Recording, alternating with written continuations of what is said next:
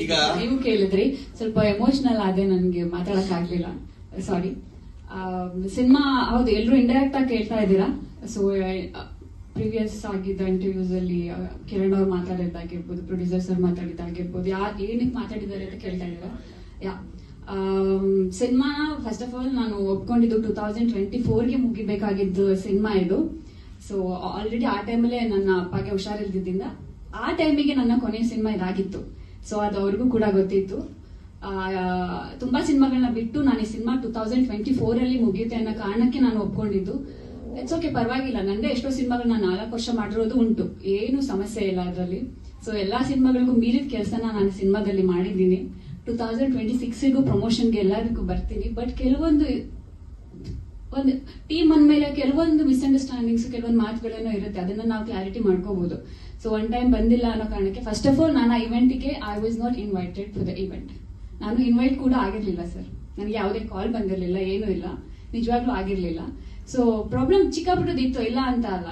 ಹಾಗಂತ ಹೇಳಿ ಕೆಲವೊಂದು ಮಾತುಗಳು ಬಂದಿದ್ದು ನನಗೆ ಮನಸ್ಸಿಗೆ ತುಂಬಾ ನೋವಾಯ್ತು. ಅನ್ಪ್ರೊಫೆಷನಲ್ ಸಮಥಿಂಗ್ ಅಂತ ಕೆಲವೊಂದು ಮಾತುಗಳು ಬಂತು, ನನಗೆ ನೋವಾಯ್ತು, ಇಲ್ಲ ಅಂತಲ್ಲ. ಮೇ ಬಿ ನಾನು ಬರ್ದಿರೋ ಕಾರಣಕ್ಕೆ ಅವರ ಮಾತಾಡಿದ್ದಾರೆ ಅನ್ಕೊಂಡು ನನ್ಗೆ ಇವಾಗ್ಲೂ ಏನ್ ಬೇಜಾರಿಲ್ಲ, ದಟ್ಸ್ ಓಕೆ. ನಾನು ನಿಮಗೆ ಕ್ಲಾರಿಟಿ ಕೊಡ್ಬೇಕಿತ್ತು ಅಷ್ಟೇ. ನನ್ನ ಕಡೆಯಿಂದ ಯಾವುದೇ ಮೋಸ ಸಿನಿಮಾಗೆ ಆಗಿಲ್ಲ.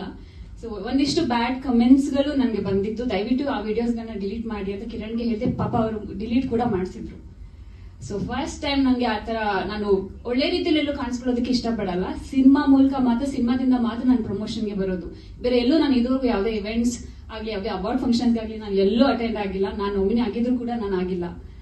ಸೊ ಹಾಗಿದ್ದಾಗ ನಾನು ಇಷ್ಟು ಚೆನ್ನಾಗಿ ಕೆಲಸ ಮಾಡ್ಕೊಟ್ಟು ನಂಗೆ ಫಸ್ಟ್ ಟೈಮ್ ನೆಗೆಟಿವ್ ಕಮೆಂಟ್ಸ್ ಇದು ಎಲ್ಲ ಬಂದಾಗ ತುಂಬಾ ಹರ್ಟ್ ಆಯ್ತು.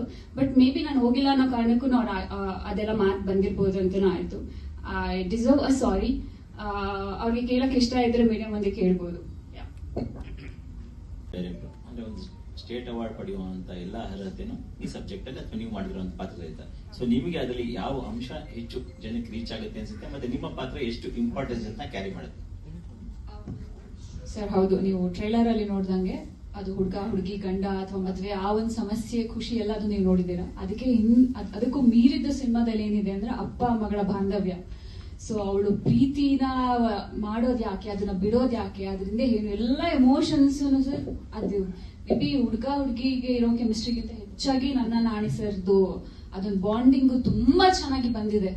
ಒಂದು ಪ್ರತಿಯೊಬ್ರು ತಂದೆ ಆ ಕನಸು, ಮಗಳನ್ನ ಹೀಗೆ ನೋಡ್ಬೇಕು, ಹೀಗೆ ಇರ್ಬೇಕು ಅನ್ನೋಂಥದ್ದು. ಸೊ ಪ್ರೀತಿಲಿ ಬಿದ್ದಾಗ ಹೆಣ್ಮಕ್ಳು ಅದು ಇದು ಯೋಚನೆ ಮಾಡ್ತಾರೆ, ಇಲ್ಲ ಒಳ್ಳೆ ರೀತಿ ತಗೊಂಡೋಗ್ಬೇಕು ಅಂತ ಅಪ್ಪನೂ ಅನ್ಕೋತಾರೆ. ಬಟ್ ಅದರಿಂದ ಕೆಲವೊಂದ್ಸರಿ ಮಕ್ಕಳೇ ತಪ್ಪು ಮಾಡ್ತಾರೆ ಅಂತ ಏನಿಲ್ಲ, ಪೇರೆಂಟ್ಸ್ ಇಂದನೂ ತಪ್ಪಾಗತ್ತೆ. ಸೊ ಅದನ್ನ ಆ ಸಿನಿಮಾದಲ್ಲಿ ಒಂದು ನಮ್ದು ಹೇಳ್ತಾ ಇರೋದು ಆಗತ್ತೆ, ಜನರಲ್ ಆದ್ರೂ ಆಗತ್ತೆ. ಹಾ ಹೌದು ಆಗತ್ತೆ. ಸೊ ಅದೊಂದನ್ನ ತುಂಬಾ ಚೆನ್ನಾಗಿ ತೋರಿಸಿದ್ದಾರೆ ಸರ್. ಅದೊಂದು ಬಾಂಡಿಂಗ್ ತೆರೆ ಮೇಲೆ ನೋಡೋದೇ ಒಂದು ಖುಷಿ. ಅಂಡ್ ಇನ್ನೊಂದೇನು ಅಂತ ಅಂದ್ರೆ ಈ ಸಿನಿಮಾ ಶೂಟ್ ನಡೆಯುವಾಗ್ಲೇನೆ I lost my father. So ಇನ್ನು ಕಾರ್ಯಗಳು ಮುಗಿಯೋ ಮುಂಚೆನೆ ನಾನು ಶೂಟಿಂಗ್ ಹೋಗಿದ್ದೆ. ನಾನಿ ಸರ್